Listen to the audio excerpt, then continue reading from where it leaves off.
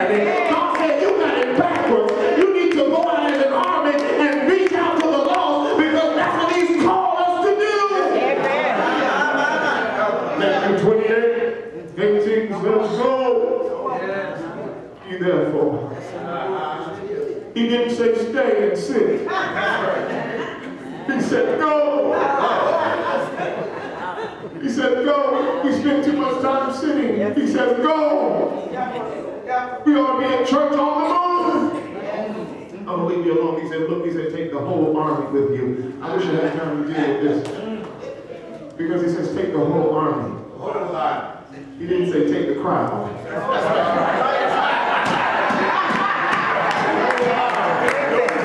Because you can't go to war with the crowd. You can only go to war with the army. Because not everybody in the crowd is a part of the army. Tell somebody, say, are you a part of the army? If you are, don't be surprised when you get shot at. Because folk get shot at in the army. Don't be surprised when you get wounded. Because sometimes soldiers on the battlefield for the Lord will get wounded, but they keep on fighting. Look at somebody and say, although you get wounded sometimes, you got to keep on fighting. Keep on keeping on for the Lord.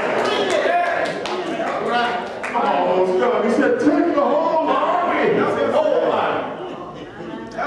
If you're going to fight, come with me. If you don't want to fight, stay from around. We are in a battle. The enemy is trying to wipe us out. And sometimes we're too cute, and sometimes we're too sedated. Sometimes we're too, help me, we're too highfalutin. Some of us, help me, I really do feel like preaching tonight. I really do feel like preaching tonight because some of us promotions have messed us up.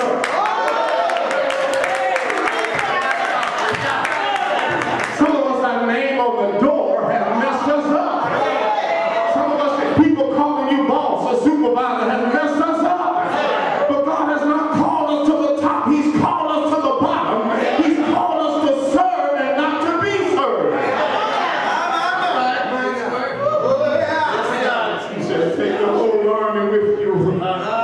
You can't take the congregation. He says, take the soldiers. Because the soldiers will fight. Oh, I hear Paul said in the book of Ephesians, he says, put on the whole armor. Wait a minute, Pastor Robinson, back up. He says, look, he says, but we wrestle not against flesh and blood, but against principalities, against powers, against rulers, against spiritual wickedness in high places. And that's why we got to put on the whole armor of God. Look at somebody and say, are you dressed for battle? You better make sure that you're dressed for battle. You better make sure that you have on the helmet of salvation.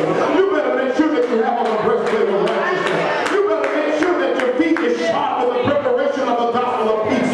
You better make sure that your loins are girded about with truth. You better make sure that you have the shield of faith. And you better make sure that you have the sword of the Spirit. Because God knows you're going to need the word if you're going to be victorious over the enemy.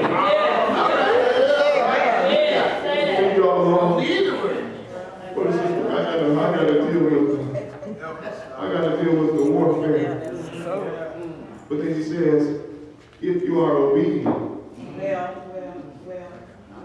to my word, you will get the victory. You see, the key is obedience. Obedience. See, obey has become a bad word. So much so until they've taken it out of the wedding vows. And nowadays, when couples come in for premarital counseling, say, Pastor, well, can we write our own vows? And I know what they're getting at, essentially. You know, they want to take certain words out and put some cute and flowery words in. But anybody that's been married over about a month or 6 months, you know that marriage is not about feeling, it's not about flowery words, but it's about commitment. Because things are going to get tough. I don't know why I'm talking about this. Maybe this is for somebody, you know, if you're getting married just because you think you're in love. I don't know who it's for, but if you call yourself getting married just because you're in love, you need to think that thing over again. Because it's not about a feeling, because most times when we say I'm in love, we're talking about a feeling.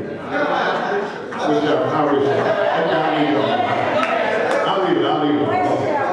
He said, look, take the whole army with you. If you be obedient, you will win the victory. He says, but listen, when I give you the victory, don't forget about worship. All right now, all right. Don't forget about worship. Don't forget about worship. In verse 30, the Bible says, then Joshua. See, I'm stuck right there. Then, see, whenever you see then in the Bible, you need to ask, okay, then is when. Then when? See, that's the question that ought to be asked. Then when? After God gave him the victory. Now listen, see, if it was Tuesday night, I would have my board, and I would have AI on one side, and I would have Jericho on the other side. And on AI, you see, they had to fight. All right. Jericho, they didn't have to fight. All right. All they had to do was march around. See, some battles, you ain't gonna have to fight. Just stand still and see.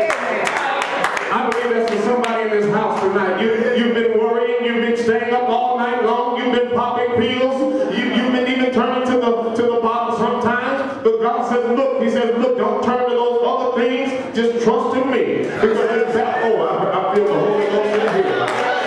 Because this battle is not yours, it is the Lord. Somebody here, you're worried about your family member. Somebody in here, you're worried about your daughter. You're worried about your son. But the Lord has sent me over here to tell you that this battle is not yours, it is the Lord's. So I'm so glad that when the battle is the Lord's, that he knows how to fight. And whenever the Lord fights for you, he will give you the victory. But what I love about the Bible is that sometimes the battle is the Lord, but sometimes you're going to have to fight for yourself. And you got to learn how to fight the battle. And what you got to learn how to do is you got to learn